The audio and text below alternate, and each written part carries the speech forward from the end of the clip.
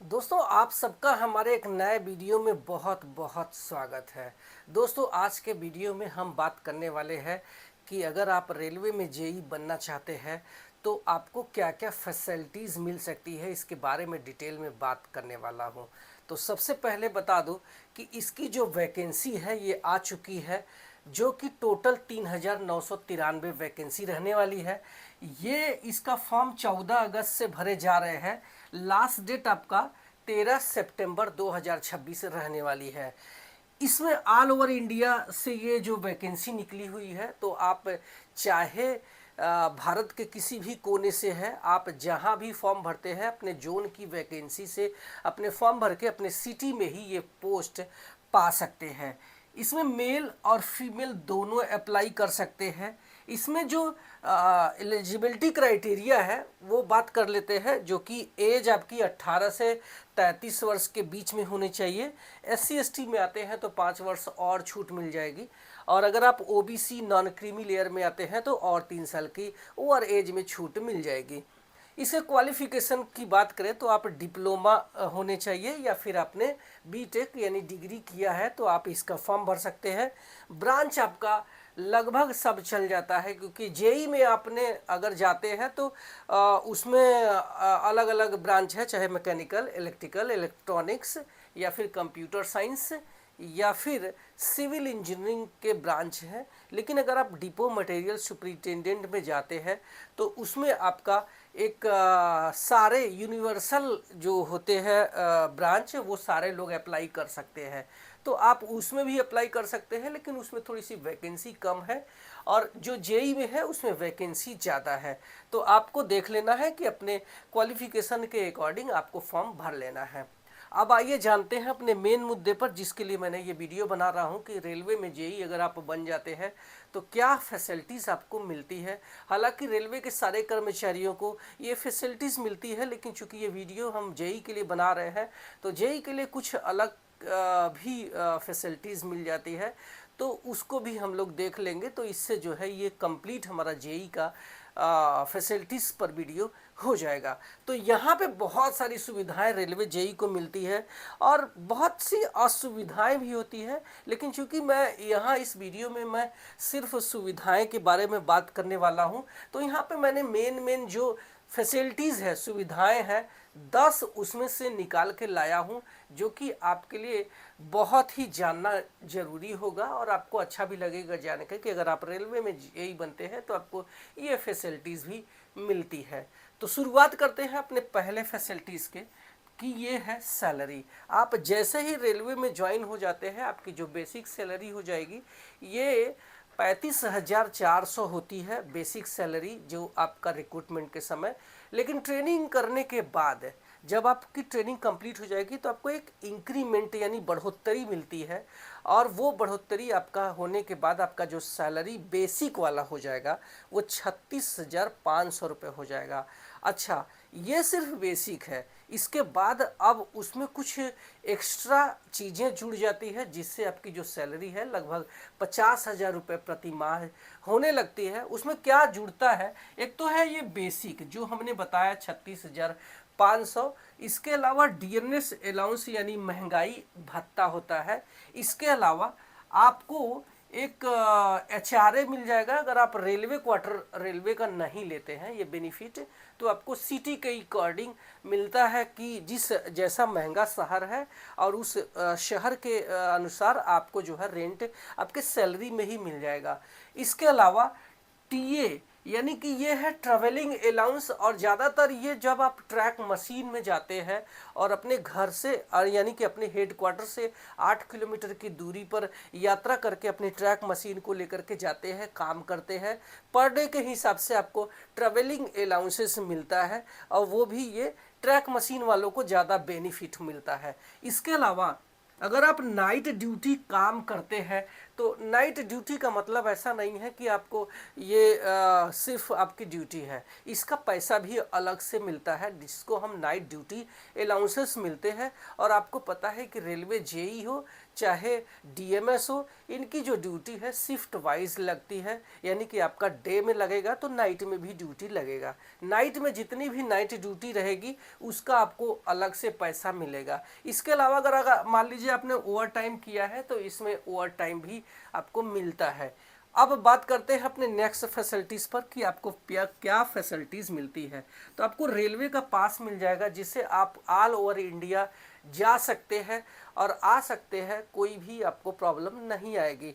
बशर्ते आपको सिर्फ एक पास मिलेगा। लोग ये सोचते हैं कि रेलवे में ज्वाइन होते ही हमको चाहे अनलिमिटेड पास ले सकते हैं, किधर भी जा सकते हैं, लेकिन ऐसा बिल्कुल भी नहीं है। जैसे ही आप ज्वाइन करते हैं रेलवे जेई में, आपको ज्वाइनिंग के 5 साल तक सिर्फ एक पास मिलता है जो कि फ्री ऑफ कॉस्ट होगा। उसमें आपको हस्बैंड वाइफ बच्चे होते हैं। ध्यान रखना कि मम्मी पापा उसमें नहीं होते हैं।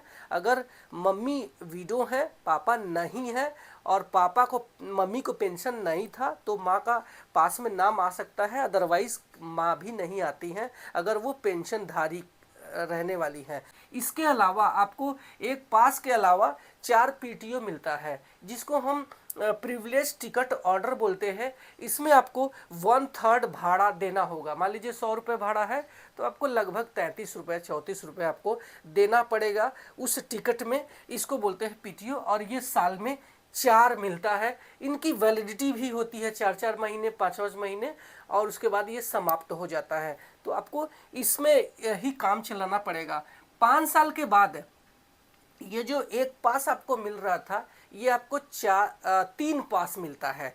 3 पास से 4 पीटीओ मिलने लगता है जो कि सफिशियंट होता है। अब इसके बाद जो सुविधा है ये हमारी मेडिकल फैसिलिटीज़ का है, यानी कि रेलवे के जितने भी हॉस्पिटल है उसमें आप जितने भी लोगों के नाम इस पास में है वो सारे लोग फ्री ऑफ कॉस्ट इसमें इलाज करवा सकते हैं।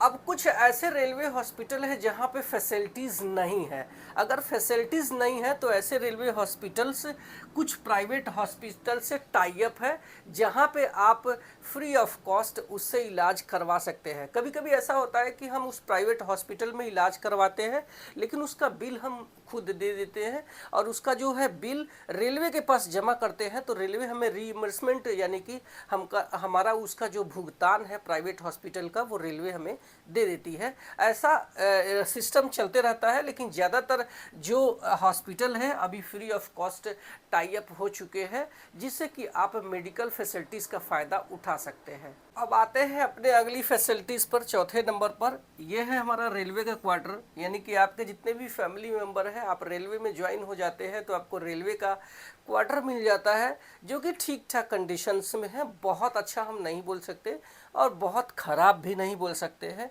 इस रेलवे क्वार्टर में आप अपनी फैमिली के साथ में रिटायरमेंट तक रह सकते हैं, कोई भी प्रॉब्लम नहीं आएगी। सबसे बड़ी बात है कि आपको अपना खुद का घर मिल जाएगा, चाहे आप किसी भी शहर में हैं। बड़े शहरों में थोड़ा सा मिलने में प्रॉब्लम आता है, जैसे मुंबई हो गया, दिल्ली हो गया, कोलकाता मेट्रो जैसी सिटी में, लेकिन आपको यहाँ पे नंबर लगाना होता है। अगर नहीं मिला तो आपको इसकी जगह पे एचआरए मिल जाता है, यानी हाउस रेंट अलाउंसेस मिलने लगता है। इसके बाद अगला हमारा जो फैसिलिटीज़ है ये है लीव, यानी कि आपको अपनी जो छुट्टियां बिताने के लिए अपनी फैमिली के साथ में आपको लीव मिल जाता है। वो बात अलग है कि आपको ये लीव कोई अधिकार नहीं है, जैसे ही अवेलेबिलिटी रहती है, स्टाफ रहता है, उसी के अकॉर्डिंग आपको लीव मिल जाता है। इसमें भी आपको कई टाइप के लीव है, जैसे सीएल है यानी कैजुअल लीव रहेगा तो ये 10 दिन का रहता है पूरे साल भर में, और ये कैजुअल आकस्मिक लीव कभी भी आप ले सकते हैं और ये समाप्त हो जाता है साल भर में। लेकिन इसके अलावा आपको एलएपी मिलता है जो कि 15 दिन जोड़ के, यानी जनवरी से लेकर जुलाई तक आपको 15 दिन, उसके बाद जुलाई से लेकर दिसंबर के बीच में नेक्स्ट आपका 15 दिन, इस तरीके से 1 महीने का एलएपी मिलता है। और अगर आप इसको नहीं लेते हैं 1 साल में तो आपको अगले साल के लिए ये ऐड हो जाता है, यानी इस तरीके से आपका कम्युलेटिव आपको ऐड होते रहता है। और आपको रिटायरमेंट तक आप 300 दिन तक एलएपी को सेव करके रख सकते हैं, ये हमारा बेनिफिट है। इसके अलावा अगर आप रेलवे कर्मचारी हैं और आपके 2 बच्चों तक आपको पैटर्निटी यानी आप अगर पिता बनने वाले हैं, यानी आपकी वाइफ अगर मान लीजिए कि डिलीवरी होने वाली है उनका, तो 2 बच्चों तक आप पैटर्निटी लीव ले सकते हैं जो कि 15 दिन का रहेगा। अगर आप महिला कर्मचारी हैं तो आपको बता दूं कि अगर जेई ज्वाइन करती हैं तो आपको सीधा सीधा 6 महीने का मैटर्निटी यानी कि मातृत्व छुट्टी मिल सकता है। इसके अलावा 2 साल तक का आपको उस बच्चे की देखभाल करने के लिए भी चाइल्ड केयर लीव भी मिल सकता है, जिसको हम सीसीएल शॉर्ट में बोलते हैं। तो ये बेनिफिट बहुत अच्छा है लीव का, जो कि आपको मिलने वाला है। नेक्स्ट बेनिफिट की तरफ बढ़ते हैं कि आपको रेलवे में जेई बनते हैं तो आपको क्या मिल जाएगा। तो आप रेलवे के चाहे प्रोडक्शन यूनिट में हो चाहे कहीं भी हो, आपको रेलवे एक बोनस के रूप में कुछ पैसा दे देती है, जो कि आरपीएफ और गजेटेड ऑफिसर्स को छोड़कर बाकी सारे लोगों को यहाँ पे मिलता है। और ये जो बोनस है ये 17,951 रुपये यानी लगभग 18,000 रुपये एक साल में आपको ये बोनस मिलता है। अगली फैसिलिटीज़ की बात करें तो आपको ये चिल्ड्रन एजुकेशन अलाउंस मिलता है, जो कि पर ईयर एक साल में 33,250 रुपये एक बच्चे के लिए मिलता है। आपको 2 बच्चों तक मिलने वाला है। तो आपको ये जो फैसिलिटीज़ है, आप ये मान के चलना कि 33,000 मल्टीप्लाई 2 आप करते हैं तो मुझे लगता है कि 60-70 हज़ार रुपये आपको एक साल का 2 बच्चों का फीस रेलवे दे देती है। इसके अलावा अगर आपका बच्चा कोई हॉस्टल में है और आप उसका क्लेम करते हैं तो उस हॉस्टल का सब्सिडी भी एक साल के लिए लगभग 1,01,000 रुपये के आसपास यहाँ पे मिलने वाला है। तो ये काफ़ी है कि हमें जो बच्चों को हम पढ़ा रहे हैं तो उनकी जो फीस है रेलवे हमें दे देती है। अब बात करते हैं कि रिटायरमेंट का। तो आपको बता दूं कि आप बहुत सारे ये लोग बोलते हैं कि जिनका जो ज्वाइनिंग अगर 2004 के बाद का है तो उनको पेंशन बेनिफिट नहीं है। ऐसा नहीं है, पेंशन है, बट इसको बोलते हैं एनपीएस यानी कि न्यू पेंशन यानी नेशनल पेंशन स्कीम में आप आते हैं तो आपको ये रिटायरमेंट की बेनिफिट मिलने वाला है। यानी कि ड्यूटी के दौरान आपसे कुछ पैसा रेलवे जमा करवाती है और उतना ही पैसा रेलवे भी अपने फंड में इसमें जमा करती है रिटायरमेंट में, और उसको मार्केट में डाल देती है। और जिस समय आप रिटायर होंगे मार्केट की जो वैल्यू होगी उसी के अकॉर्डिंग आपको रिटायरमेंट का बेनिफिट ग्रेच्युटी दे दिया जाता है। इसके बाद अगली फैसिलिटीज़ की बात करें तो आपको रेलवे से स्पोर्ट्स टीम में जाने का मौका मिल सकती है। हमारी रेलवे की स्पोर्ट्स टीम है, तो अगर आप अच्छा क्रिकेट खेलते हैं समझो तो हो सकता है कि आपको रेलवे के स्पोर्ट्स टीम में जाने का मौका भी मिल सकता है। इसके अलावा सबसे लास्ट में जो मैं इस बेनिफिट की बात करूं तो आप रेलवे जेई से आप ग्रुप बी ऑफिसर्स यानी गैजेटेड ऑफिसर्स बन सकते हैं, वो भी एक एग्ज़ाम के पास करके, जो कि आप लेवल 6 से लेवल 8 में चले जाते हैं। जो आपका सैलरी है उसमें काफ़ी अच्छा इजाफा होगा। इसके अलावा एक गैजेटेड ऑफिसर्स आप बन जाते हैं, जिससे कि आपकी जो वैल्यू है बहुत ज़्यादा बढ़ जाती है। और आपको बता दूं कि आप 3 साल में ही इसके लिए एलिजिबल हो जाते हैं और 3 साल में एसएससी भी बन जाते हैं। आप लगभग सारे जोन में यही सिस्टम है। और एसएससी तक तो आप ग्रुप सी कर्मचारी होते हैं, लेकिन एसएससी के बाद जब आप ये अपना ग्रुप बी ऑफिसर है, चाहे आप अगर मैकेनिकल डिपार्टमेंट में है तो एएमई बन जाते हैं, इलेक्ट्रिकल डिपार्टमेंट में है तो आप एई बन जाते हैं, अगर आप सिविल डिपार्टमेंट में है तो आप एईएन यानी असिस्टेंट डिविजनल इंजीनियर बन जाते हैं। तो इस तरीके से आपको जो है गैजेटेड ऑफिसर्स का बनने का मौका मिल जाता है, क्योंकि इसमें जो है आपको पढ़ाई करने का जो मौका है वो मिल जाता है, जिससे आपको बहुत अच्छा चांस बन जाता है। तो ये था हमारा एक फैसिलिटीज़ पर वीडियो। आपको ये वीडियो कैसा लगा कमेंट सेक्शन में हमें ज़रूर बताएं। Thank you so much.